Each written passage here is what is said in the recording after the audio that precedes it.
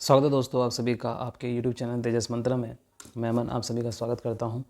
और तेजस सीरीज़ में जो कि हमने स्टार्ट किया है वन वर्ड सब्स्टिट्यूशन का क्विक रिवीजन, इसमें आज हमारा सेकंड वीडियो है। पहला वीडियो हम इसमें अपलोड कर चुके हैं और आप सब लोगों ने इसको बहुत पसंद किया है, तो उसके लिए थैंक यू सो मच। आज की वीडियो में भी हम लोग 10 वन वर्ड सब्स्टिट्यूशन को रिवाइज़ करेंगे, याद करेंगे और साथ ही इसके ऑप्शंस को भी देखेंगे, क्योंकि इनके ऑप्शंस में जो चीज़ें हमने डाल रखी हैं वो भी वन वर्ड सब्स्टिट्यूशन है। तो काउंटिंग में देखेंगे तो 10 हैं, लेकिन अगर आप ओवरऑल देखेंगे तो लगभग 30+ के आसपास आपका जो है वन वर्ड सब्स्टिट्यूशन आप रिवाइज़ कर सकते हैं इस वीडियो को देखकर। तो चलिए लेक्चर को स्टार्ट करते हैं और हमेशा की तरह कुछ नया सीखते हैं।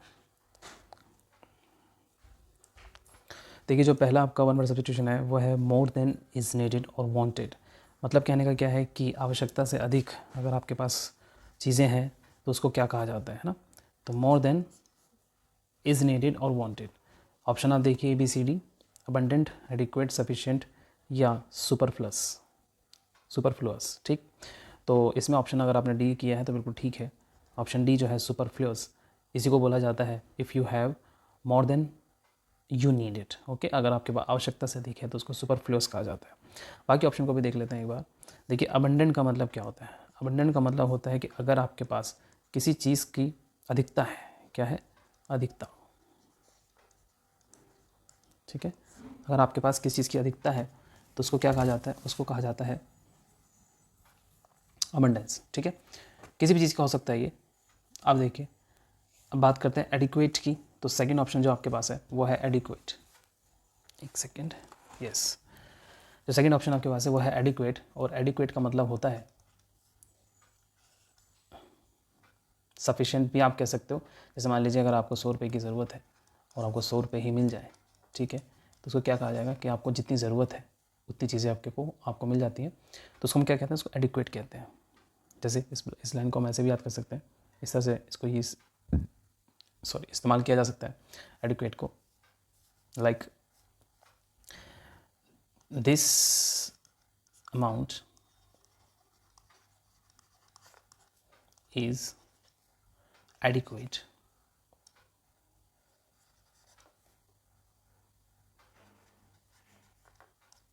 to adequate for me,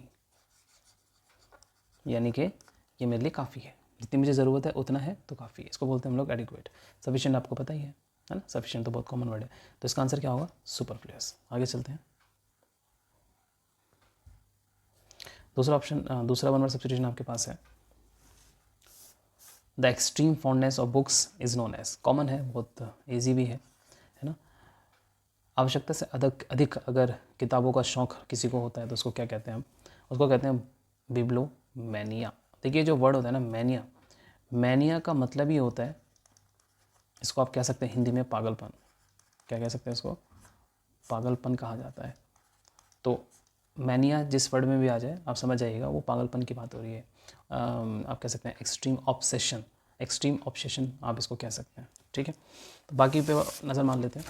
एग्रोमेनिया, देखिए एग्रोमेनिया नहीं है ये ईगोमेनिया है। ईगोमेनिया, ये मिसप्रिंट है यहाँ पर, इसका मतलब होता है ईगोमेनिया।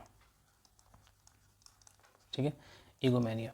तो पहले ईगोमेनिया का मतलब देखते हैं क्या होता है। देखिए, इसके नाम से पता लग रहा है ईगोमेनिया। यहाँ पर मैं इसको काट कर देता हूँ, ईगोमेनिया। देखो, उसके नाम से पता लग रहा है ईगो मतलब क्या होता है, जो सिर्फ अपने बारे में सोचता है। ईगोमेनिया का मतलब क्या होता है, अ पर्सन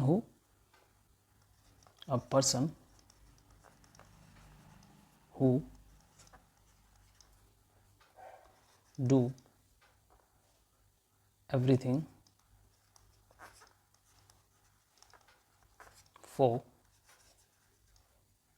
हिमसेल्फ, है ना, हिमसेल्फ, केवल अपने लिए करता है। Driven by only ego. यानी कि कहने का मतलब ये है, जो केवल और केवल अपने बारे में बात करता है, अपने बारे में ही, अपने लिए चीज़ों को करता है, अपने हिसाब से चीज़ों को करता है, उसको बोलते हैं ईगोमेनिया। ठीक है, अगला वर्ड देखते हैं, पायरोमेनिया। देखो, पायरोमेनिया का मतलब क्या होता है, समझेंगे इसको। आप समझिएगा, पायरो का मतलब पहले तो जहाँ पर भी पायरो वर्ड आ जाए समझ जाइएगा, इसका मतलब होता है रिलेटेड टू फायर। क्या होता है, रिलेटेड टू फायर। अब पायरोमेनिया क्या होता है समझेंगे ध्यान से। देखिए, पायरोमेनिया का मतलब होता है ऑब्सेसिव डिज़ायर, यानी कि पागलपन कह सकते हैं आप इसको, obsessive desire, obsessive desire to set fire, to set fire to things. मतलब कहने का ये है चीज़ों को आग लगाने का, चीज़ों को आग लगाने का शौक़ इन लोगों को होता है, ठीक है। और पागलपन, ऑब्सेशन का मतलब होता है पागलपन, जुनून जिसको आप बोलते हैं, ठीक है। चलिए आगे, बिब्लियोमैनिया बता चुका हूँ। क्लेप्टोमैनिया समझते हैं, क्लेप्टोमैनिया क्या होता है। देखिए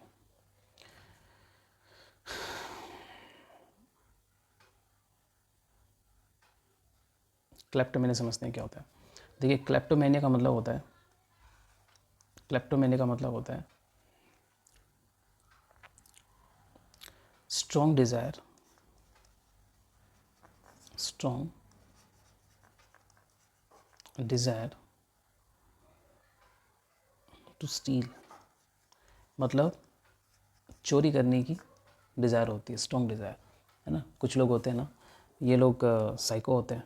एक्चुअली में इनको चोरी करने की ज़रूरत नहीं होती, सब कुछ होता है, लेकिन फिर भी अगर चोरी ना करें दिन भर में खादा तो इनको दिन इनका पूरा नहीं होता है। तो क्लेप्टोमेनिया जो होते हैं एक्चुअली में ये इनके अंदर चोरी करने की जो डिज़ायर होती है वो ज़्यादा स्ट्रॉन्ग होती है, ऐसे लोगों को बोला जाता है क्लेप्टोमेनिया। तो ईगोमेनिया हो गया, पायरोमेनिया हो गया, बिब्लोमेनिया हो गया और क्लेप्टोमेनिया हो गया। तो 4 तरह के मैनिक्स हमने यहाँ पर पढ़ लिए। आगे चलते हैं। Ability to go on spite, ability to go on in spite of difficulties, यानी कि प्रॉब्लम्स हैं, सब कुछ है, लेकिन बावजूद इसके जो लोग आगे बढ़ते हैं ज़िंदगी में उनको क्या बोलते हैं। ABCD 4 ऑप्शन आपके सामने है, ठीक है। तो इसमें ऑप्शन नंबर बी आपका बिल्कुल सही होगा, परसिवेरेंस। ये वर्ड भी अपने आप में बहुत इंपॉर्टेंट है, सीधा सीधा कई बार इसका सिनोनिम भी पूछ लिया जाता है ना। तो परसिवेरेंस का मतलब होता है a person who has ability to go on in spite of difficulties, एक ऐसा इंसान जो मुसीबतें होने के बावजूद भी कभी रुकता नहीं है, चलता रहता है। एक वर्ड इसमें है डिज़ायरस, ये डिज़ायर से बना हुआ है, ऐसा पर्सन जो केवल अपने डिज़ायर के हिसाब से चलता है, यानी कि ड्रिवन बाय डिज़ायर। यानी कि अगर मान लीजिए मेरा मन है कुछ काम करने का तो तभी मैं उस काम को करूँगा। तो अपने डिज़ायर को फुलफ़िल करने के लिए या अपने डिज़ायर के अकॉर्डिंगली काम करने के लिए इस वर्ड का इस्तेमाल किया जाता है। आगे देखिए डिलीरियस, ये वर्ड भी बहुत अच्छा है, वर्ड सब्स्टिट्यूशन है। डिलीरियस का मतलब क्या होता है समझिएगा ध्यान से। देखिए जब आप बहुत ज़्यादा खुश होते हैं, है ना, और खुशी से झूमने लगते हैं, तो उस केस में ऐसे पर्सन को क्या कहा जाता है, डिलीरियस। अगर इसका एडवर्ब बनाना है तो डिलीरियसली, है ना। तो यहाँ पर हम लोग क्या बोलेंगे इसको, extremely happy, extremely happy, state of extremely happiness ऐसे कह सकते हैं। बहुत ज़्यादा खुशी जब होती है इंसान, वो जो पागलों की तरह झूमता है, उसको बोलते हैं हम लोग डिलीरियस। अगला वर्ड है आपका परवेरिस, ठीक है। अगला वर्ड आपका क्या है, परवेरिस। देखो परवेरिस समझते हैं। परवेरिस का मतलब क्या होता है समझिएगा ध्यान से। परवेरिस का मतलब होता है चारों तरफ फैला हुआ या हर तरफ प्रेजेंट, ओमनी प्रेजेंट भी कह सकते हैं, है ना। प्रेजेंट इन ऑल ओवर, ठीक है। जो हर तरफ प्रेजेंट होता है उसको क्या कहते हैं, परवेरिस कहते हैं। चलिए आगे चलते हैं। देखिए a number of ships vehicles, a number of ship और vehicles travelling together under escort, ठीक है, इसको समझते हैं। देखिए रेटिन्यू, कन्वॉय, पॉज या फिर फ्लीट। तो देखिए इसमें जो आंसर आपने लिया होगा अगर बी तो बिल्कुल ठीक है। इसमें 2 वर्ड आपको याद रखना है, एक तो आपको याद रखना है, ठीक है, ये वाला वर्ड जिसको बोलते हैं रेटिन्यू, है ना। क्या बोलते हैं इसको, रेटिन्यू। तो देखिए रेटिन्यू का मतलब क्या होता है समझिएगा ध्यान से। रेटिन्यू का मतलब होता है, आपने देखा होगा जब भी कोई पॉलिटिकल लीडर, जैसे मान लीजिए देश के प्रधानमंत्री कहीं बाहर जाते हैं तो उनके साथ कुछ लोगों का ग्रुप चलता है। क्यों होता है वो ग्रुप उनके साथ, सिक्योरिटी वाला नहीं, वो तो सिक्योरिटी होती है, उसके अलावा भी कुछ ग्रुप होता है जो उनके साथ चलता है, डेलीगेट्स की तरह आप कह सकते हैं। तो इसका मतलब क्या होता है, a group of person, a group of person, a group of person, a group of person traveled with an important person. क्यों चलता है? इंपॉर्टेंट पर्सन के साथ होता है ग्रुप, और क्यों चलता है? To provide help, to provide help. तो बहुत अच्छा ये भी वन वर्ड सब्स्टिट्यूशन है, रेटिन्यू बोलते हैं। अच्छा, इसी में एक वर्ड होता है आपका फ्लीट। फ्लीट जो आपका ऑप्शन नंबर 4 है, फ्लीट। फ्लीट का मतलब क्या होता है समझिएगा ध्यान से। देखिए, फ्लीट का मतलब जो होता है वो अ ग्रुप ऑफ शिप्स, यानी हमें पानी के जहाज, है ना, अ ग्रुप, इसको आप लिख सकते हैं, अ ग्रुप ऑफ शिप्स और बोट्स, ठीक है, सेलिंग टुगेदर, सेलिंग टुगेदर, ठीक है। तो फ्लीट समझ में आ गया, कॉन्वॉय समझ में आ गया, और रेटिन्यू समझ में आ गया, ठीक है। तो इसका आंसर क्या होगा? इसका आंसर पी होगा। आगे चलते हैं।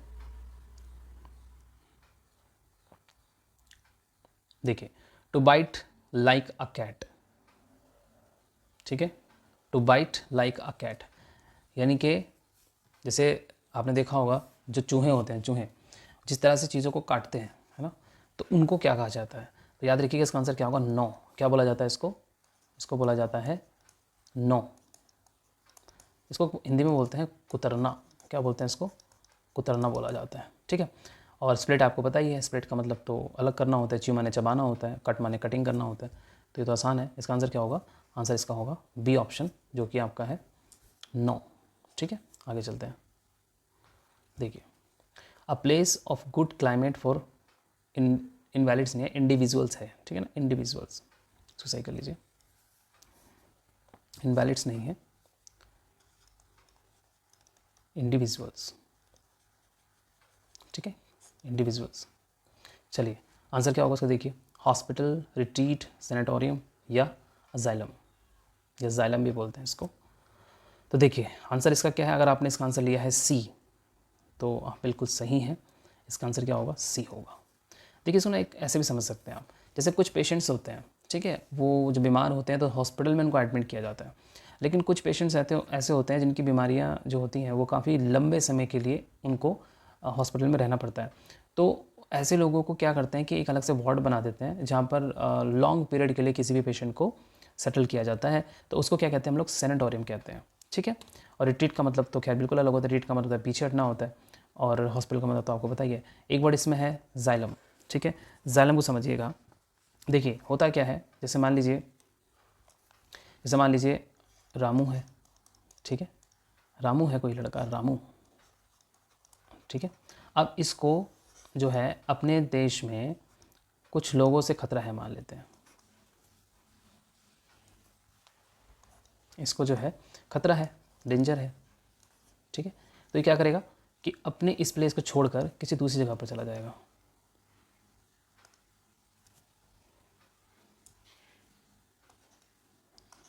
अरे,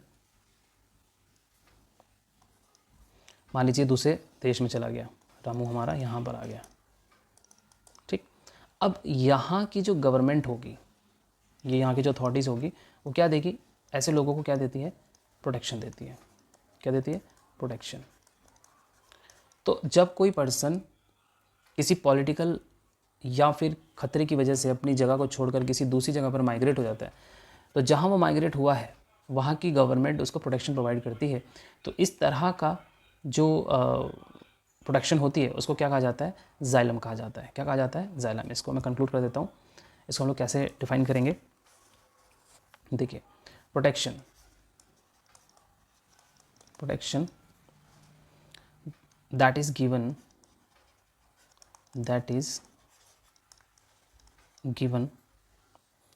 to someone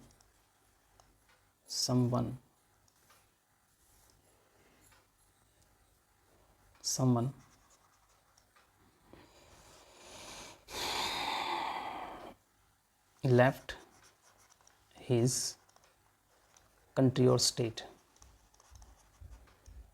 country or state because they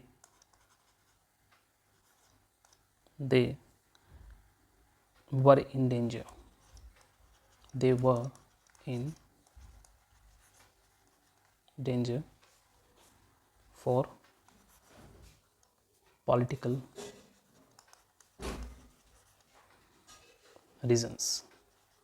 ठीक है, तो इसको इतना बड़ा ना याद करके आप सीधा याद रखें, पॉलिटिकल रीजन्स की वजह से जब कोई इंसान अपना होम टाउन या कंट्री या स्टेट छोड़ता है तो जिस जगह पर वो जाता है वहाँ पर उसको गवर्नमेंट जो प्रोटेक्शन प्रोवाइड करती है उसको हम लोग क्या कहते हैं, जालिम कहते हैं। मतलब ऐसे लोगों को जिस जगह पर रखा जाएगा उनको क्या कहा जाएगा, जालिम कहा जाएगा।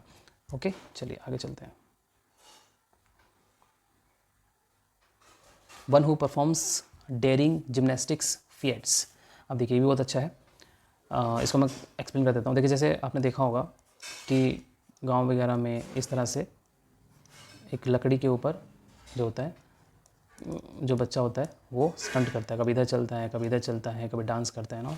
तो इस तरह की जो एक्टिविटी होती है इसको क्या कहते हैं, इसको हम लोग कहते हैं, ऐसा करने वाले को क्या कहते हैं, एक्रोबैट्स कहते हैं। वही पूछा भी गया है, एक्रोबैट। ठीक है ना, एक्रोबैट इनको बोला जाता है। तो इसका आंसर क्या होगा, ऑप्शन नंबर डी। इसका ऑप्शन क्या होगा, ऑप्शन नंबर डी। ठीक है, बाकी देख लेते हैं। एक होता है आपका इसमें जगलर। क्या होता है, जगलर। देखिए जगलर को समझते हैं। देखिए जगलर क्या होता है, बेसिकली जगलर जो जगल करता है। जगल का मतलब होता है जो, वैसे जगलर का मतलब बाजीगर होता है। ठीक है, बाजीगर भी कह सकते हो आप, इसको मैजिशियन भी कह सकते हो, जादूगर। ठीक है, लेकिन जो जगलर होते हैं ना, ये जगलर जो होते हैं ये नॉर्मली क्या करते हैं, एंटरटेन करने के लिए करते हैं। जैसे जो मैजिशियन होते हैं ना, टू एंटरटेन अदर्स, दूसरों को हंसाने के लिए, एंटरटेन करने के लिए जो लोग जैसे जोकर वगैरह होते हैं ना, उनको हम लोग जगलर कह सकते हैं। ठीक है, एथलीट्स आपको पता ही है। अच्छा, एक इसमें वर्ड है आपका ऑप्शन नंबर सी, जो है आपका कंजरर। क्या है, कंजरर। देखिए इसको समझते हैं, ये वर्ड आपका है कंजरर। ठीक, कंजर को समझते हैं, या इसको मैं हटाई देता हूँ, ज़्यादा हो जाएगा। देखिए कंजर को समझते हैं। कंजर का मतलब क्या होता है, देखिए कंजरर जो होता है, देखिए एक जो जोकर होता है, जोकर तो लोगों को हंसाने के लिए ट्रिक्स करता है, उसको जगलर बोलते हैं। लेकिन जो कंजरर होता है, कंजरर ये प्योर मैजिशियन होता है, प्योर मैजिशियन। ठीक है, प्योर मैजिशियन। अगेन इसका भी काम वही होता है, टू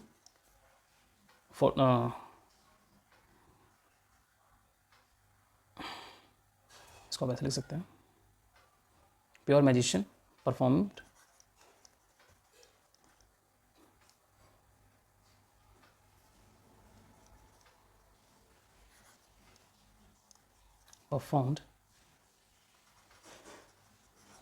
मैजिकल ट्रिक्स।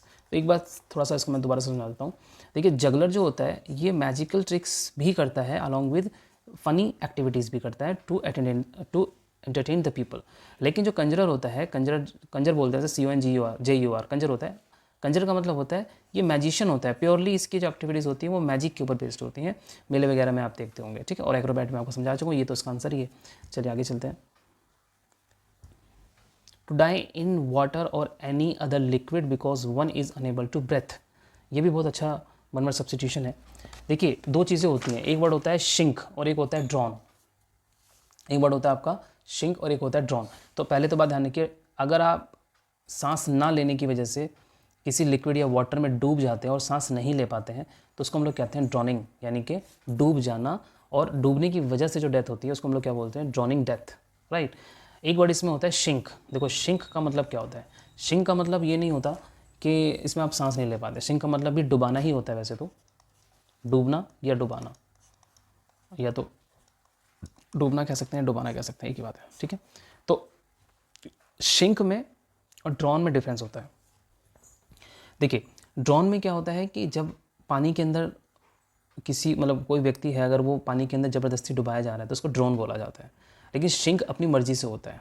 जैसे गोताखोर होते हैं, वो अपनी मर्जी से क्या करते हैं, डाइव लगाते हैं समुद्र के अंदर और नीचे तक जाते हैं, वो शिंकिंग हो रहा है, ड्रॉन नहीं हो रहा है। ठीक है, तो शिंकिंग और ड्रॉन में बहुत माइनर सी लाइन होती है। ड्रॉन का मतलब होता है डूबने की वजह से सांस मतलब सांसें ना मिल पाना या फिर मर जाना, है ना, उसको बोलते हैं ड्रॉनिंग। लेकिन शिंक क्या होता है, शिंक विदाउट एनी प्रेशर एक बात को आप ऐसे समझिए कि ड्रोन के अंदर कोई एडिशनल प्रेशर काम करेगा तभी कोई किसी को डुबा सकता है, ठीक है। एडिशनल प्रेशर काम करता है, बट इसके अंदर कोई प्रेशर नहीं होता है, इसके अंदर कोई प्रेशर नहीं होता है, ये प्रेशर लेस होता है, ठीक है। बस ये माइनर से डिफरेंस होता है। तो इसका आंसर ड्रोन होगा क्योंकि डाई की बात कर रहा है इसके अंदर।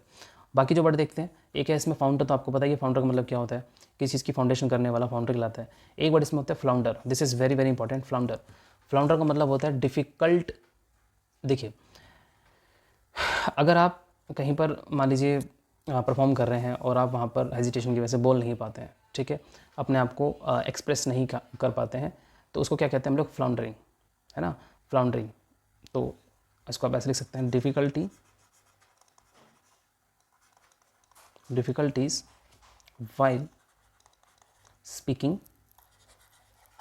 वाइल स्पीकिंग और एक्टिंग। जब आप एक्टिंग करते हैं या स्पीकिंग करते हैं तो आपको डिफ़िकल्टी आती है, यानी कि आप कांपने लग जाते हैं, फेवरिंग करने लग जाते हैं, तो उसको हम लोग क्या बोलते हैं, शिवरिंग करने लग जाते हैं, उसको हम लोग क्या बोलते हैं, फ्लाउंडरिंग बोलते हैं, ठीक है। अच्छा वर्ड है फ्लाउंडर, भी कई बार एग्जाम में आया हुआ है। चलिए आगे चलते हैं। टू डिस्ट्रॉय कंप्लीटली, किसी चीज़ को पूरी तरह से ख़त्म कर देना, ठीक है। तो ऑप्शन है इसका डिसलोकेट, एनिहिलेट, रिहैबिलिटेट, और अगला वर्ड है आपका incapacitate, rehabilitate, annihilate and dislocate. तो आंसर क्या है आपका, आंसर आपका इसमें होगा बी, ओके, एनिहिलेट। एनिहिलेट का मतलब होता है किसी चीज़ को पूरी तरह से ख़त्म कर देना।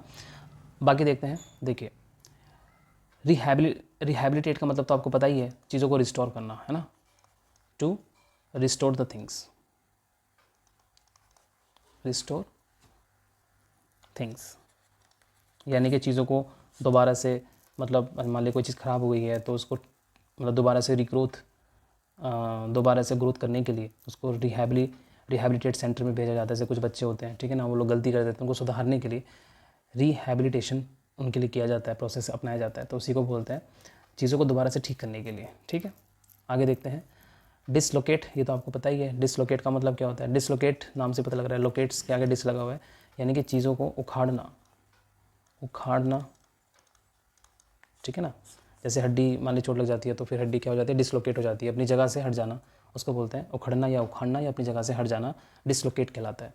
और ये तो इनकैपेसिटेट है, तो इनकैपेसिटेट का मतलब ही है कैपेसिटेट, यानी कि किसी भी व्यक्ति को, है ना, उस कुछ ऐसा कर देना है कि वो काम ना कर सके, अपनी कैपेसिटी को इस्तेमाल ना कर सके, उसकी कैपेसिटी को ख़त्म कर दिया जाए, इस तरह से इस वर्ड को इस्तेमाल किया जाता है। ये कोई वन वर्ड सब्स्टिट्यूशन नहीं है, लेकिन वो कैप अच्छा है, ठीक है, कैपेसिटेट से ही बना है, अपोजिट हो गया इनकैपेसिटेट। चलिए आगे चलते हैं। A list of books available in a library, this is also very important, है ना। देखिए यहाँ पर अगर आपसे पूछते हैं लाइब्रेरी के अंदर, या फिर आपने देखा होगा जब हम कभी किसी कॉलेज या इंस्टीट्यूट का मतलब पता करने जाते हैं एडमिशन लेने के लिए, तो हमें वहाँ पर एक कैटलॉग मिलता है, उस कैटलॉग में सारी डिटेलिंग होती है उस इंस्टीट्यूट के बारे में। तो अगर आपसे पूछता है a list of books available in a library, तो भी कैटलॉग ही कहा जाएगा, या किसी इंस्टीट्यूशन, किसी फर्म, किसी कॉलेज, स्कूल के बारे में जो हमें दिया, जिसको प्रोस्पेक्टस बोलते हो, जिसको प्रोस्पेक्टस बोलते हैं ना आप, तो उसको हम कैटलॉग भी बोलते हैं, है ना। कैटलॉग का मतलब होता है स्पाइसीमैन कॉपी भी आप कह सकते हो इसको, ठीक है। तो कैटलॉग इसका आंसर है। बाकी बैकलिस्ट आपको पता ही है, बैकलिस्ट का कुछ खास मतलब नहीं होता है। इंडेक्स बुक्स के अंदर जो होता है वो इंडेक्स होता है। बिब्लियोग्राफी क्या होता है, बिब्लियोग्राफी का मतलब भी आपका किताबों से संबंधित ही है, ठीक है। तो ये इसमें इतना इंपॉर्टेंट नहीं है, लेकिन कैटलॉग इसमें इंपॉर्टेंट है। कैटलॉग आप ध्यान रखिएगा, इसमें ज़्यादातर बच्चे इंडेक्स लगा कर आए थे, जो कि गलत होगा, इंडेक्स नहीं होगा, कैटलॉग इसका आंसर होगा।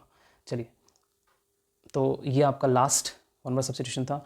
उम्मीद करता हूँ आपको वीडियो पसंद आया होगा। अगर पसंद आया है तो वीडियो को लाइक ज़रूर कीजिएगा, और सब्सक्राइब अगर नहीं किया है तो प्लीज़ सब्सक्राइब भी कर लीजिएगा, और शेयर अगर आप कर सकते हैं तो प्लीज़ शेयर भी कीजिएगा। मिलते हैं अगली वीडियो में, जिसमें हम लोग वन वर्ड सब्स्टिट्यूशन की अगली जो इंपॉर्टेंट वन वर्ड सब्स्टिट्यूशन होंगे उसको हम लोग डिस्कस करेंगे। तब तक के लिए अपना ध्यान रखिए और जुड़े रहिए तेजस मंत्रा के साथ। Thank you so much.